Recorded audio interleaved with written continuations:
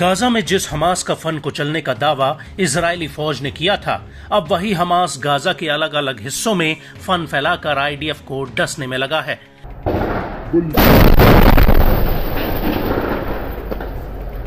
एक तरफ जहां हिजबुल्ला इजराइल के ऊपर भीषण रॉकेट और ड्रोन हमले कर रहा है, वहीं दूसरी तरफ गाजा आईडीएफ के लिए मौत का जाल बन गया है।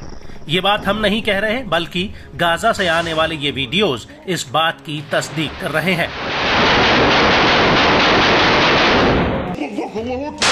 जी हां, हम बात कर रहे हैं गाजा के जबालिया में आईडीएफ के ऊपर हुए अटैक की, जिसमें इजरायली सेना को अभी तक का सबसे बड़ा झटका लगा है।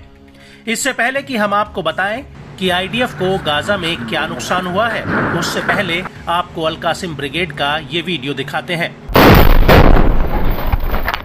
ये वीडियो गाजा के जबालिया का है, जिसमें अल कासिम ब्रिगेड का एक लड़ाका एक रॉकेट नुमा विस्फोटक पर कुछ लिखता हुआ दिखता है। इसके बाद हमास के 2 लड़ाके इस विस्फोटक को बाहर रास्ते में मलबे के नीचे दबा देते हैं।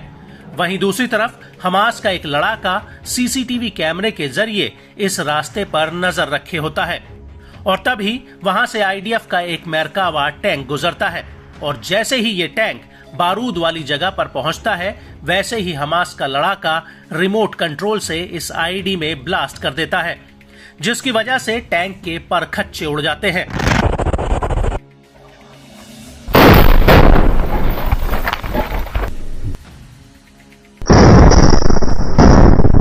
दरअसल इस धमाके में आईडीएफ की 401वीं आर्मर्ड ब्रिगेड के कमांडर कर्नल एहसान दक्सा और एक बटालियन कमांडर की मौत हो जाती है। उनके साथ कुछ और अधिकारी भी इस टैंक में मौजूद होते हैं।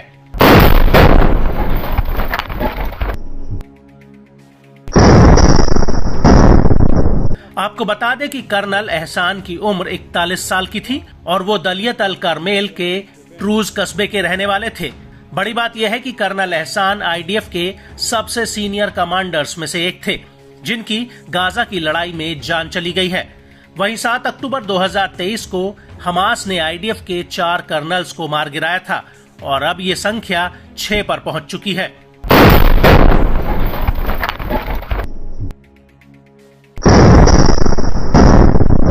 आपको बता दें कि कर्नल एहसान की मौत टैंक के भीतर नहीं, बल्कि टैंक के बाहर हुई है। आईडीएफ की रिपोर्ट के मुताबिक वो अन्य अधिकारियों के साथ टैंक के बाहर कुछ ही मीटर दूरी पर मुआयना करने आए थे, तभी वहां मौजूद आईडी में ब्लास्ट हो गया। आईडीएफ के मुताबिक जहां पर यह ब्लास्ट हुआ, वहां पर बूबी ट्रैप लगा था, जिसमें कमांडर एहसान दक्सा की मौके पर ही मौत हो गई, जबकि 52वीं बटालियन के कमांडर और 2 अधिकारी गंभीर रूप से घायल हुए हैं।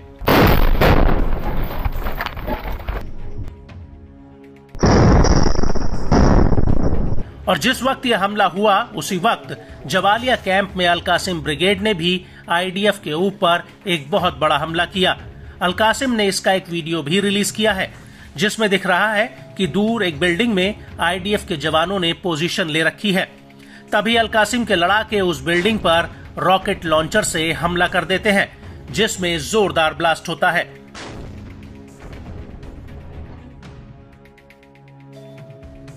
इसके बाद एक खंडर पड़ी इमारत में अल कासिम के 3 से 4 लड़ाके रॉकेट लेकर घुसते हैं, और वो उसके सामने जा रहे आईडीएफ के बुलडोजर पर ये रॉकेट फायर कर देते हैं। इसके बाद आईडीएफ के रास्ते में लगे एक बूबी ट्रैप को भी उड़ा दिया जाता है, जिसकी चपेट में आईडीएफ का एक टैंक आ जाता है।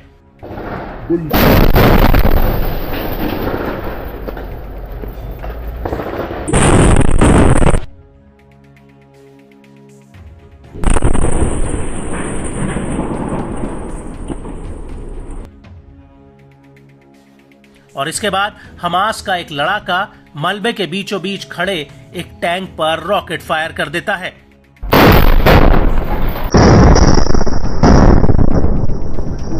और इसके कुछ ही देर बाद एक लड़ाका मशीन गन से आईडीएफ के ऊपर ताबड़तोड़ फायरिंग करने लगता है। और इस हमले के दौरान ही अल-कुद्स के लड़ाके जबालिया कैंप के बीचों बीच अल कसासिब में आईडीएफ के एक मरकावा टैंक पर आरपीजी दागते हैं और अल कुद्स के इस वीडियो में पहले तो दबे पांव 2 लड़ाके हथियार लेकर गलियों में भागते नजर आते हैं। इसके बाद ये लड़ाके एक घर में छिपकर दूर खड़े आईडीएफ के 2 टैंकों पर आरपीजी दाग देते हैं, जिसमें एक बहुत बड़ा ब्लास्ट होता है।